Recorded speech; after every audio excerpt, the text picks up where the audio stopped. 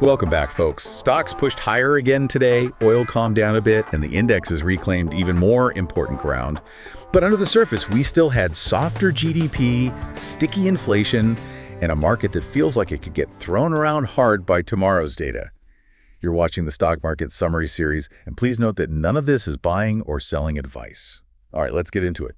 Yeah, it really is just an incredible recovery we're seeing right now. I mean, think about it. Just a week and a half ago, the SPY was, what, over 10% away from its all-time highs? Right, it was looking pretty grim. Exactly. And now it's sitting a mere 2.5% away. And it's not just the SPY, it's across the board. The SPY, DIA, QQQ, and IWM, they've all successfully reclaimed their 50-day moving averages. Which is a massive psychological battleground for traders, right? It feels exactly like a rubber band just snapping back. Oh, absolutely. Because, I mean, when you stretch the market that far down, short sellers get aggressive, and then the second prices tick up, they have to frantically buy to cover. It's a huge slingshot effect. Mm-hmm.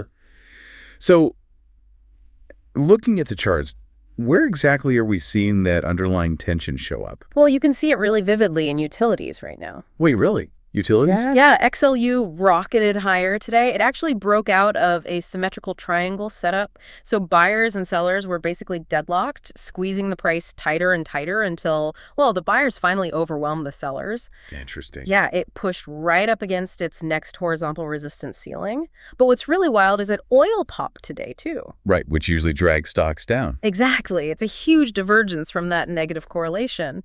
And keep an eye on bond yields as well, because they're actually forming bull flags right now. So it's like the market taking a breather before launching into the next leg up. You hit the nail on the head. Well, that tension perfectly explains the holding pattern in those specific setups we mentioned yesterday.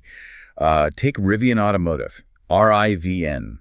It's stuck in one of those incredibly tight symmetrical triangles. Hey, the compression on that chart is wild. Right. All its short and long-term moving averages are just stacked perfectly on top of each other. Like neither the bulls nor the bears have any real conviction. It's a total statistical outlier. Yeah. But then you look at TeraWulf, WULF, and that actually broke out of its own compression today, popped over 5%.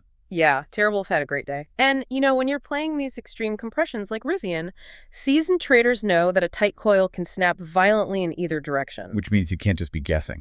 Exactly. Strict risk management is basically your survival tool here. You place your stop loss mathematically outside the consolidation zone, and if the breakout fails, you avoid those emotional exits, you just get out. And casually speaking, understanding those mechanics and managing that risk is exactly what we teach in depth inside the Grok Trade mentorship program. You really need a plan. You do. It's all about executing a plan with calm authority. Absolutely. Hey, don't forget, if you've got a stock you're watching or a question about the markets, let us know in the comments. We want to know what you're tracking to make these videos more relevant if possible, and we'll do our best to talk about what we see in a future episode. And as always, drop a like if you appreciate these market summaries, and click subscribe, too, so you can stay updated. Yeah, let us know what you're seeing out there. But seriously, let's talk about the giant elephant in the room here. How is the market completely ignoring this messy macro data? It's wild, I know. I mean, we just had Q4 GDP revised down to a 0.5% annualized pace, and core PCE inflation rose to 3.0% year over year. Yeah. Low growth, sticky inflation. Yeah, objectively, it is awful data. So why isn't the market panicking? That combination doesn't exactly let the Fed lower rates. Well, right now, the market is just entirely focused on geopolitics. Specifically, it's this peace talk narrative. Yeah. Equities turned higher primarily because Israel indicated a willingness for peace talks with Lebanon. Wait, so traders care more about a potential ceasefire right now than the Fed's actual inflation headache? In the short term. Yeah, absolutely. Wow. Because of the chain reaction it prevents, right?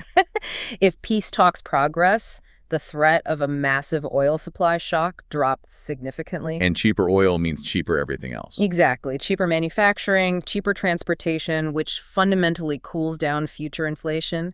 They're betting that avoiding a wider war will basically do the Fed's inflation-fighting job for them. Okay, that makes perfect sense when you put it like that. So shifting gears to alternative assets, are Bitcoin and gold confirming this sudden optimism, or are they kind of flashing warning signs? They're acting very cautiously, honestly. A Bitcoin matched equities today, it was up about 1.67%. Okay, not bad. Yeah, it's eyeing a break above the $72,000 mark towards $76,000, but underneath the hood, it just still looks fundamentally heavier than stocks. The conviction isn't quite there. And what about the metals? Well, they gained today, too. Gold was up 0.78% and silver was up 1.36%, but that was mostly just on a weaker U.S. dollar and those ceasefire hopes. Right. Technically speaking, though, their charts are actually looking pretty bear flaggish. They're consolidating in these very thin upward channels. Yeah, usually break downward, right? Exactly. So the technical risk of a trap there is extremely high right now. So to pull all this together for folks, the bulls definitely kept the rally alive today, reclaiming those key moving averages. They did. But the undercurrents, from the defensive utility buying to those heavy crypto charts, it shows a market that's really climbing while looking over its shoulder, especially ahead of tomorrow's CPI data. It really is on edge. Right, which leaves you with this provocative thought to chew on. If this entire slingshot recovery is built on the fragile promise of geopolitical peace, what happens to these tight technical breakouts if that peace narrative fades and the reality of sticky inflation actually bites? Have a great rest of the day, and we'll catch you in tomorrow's market summary.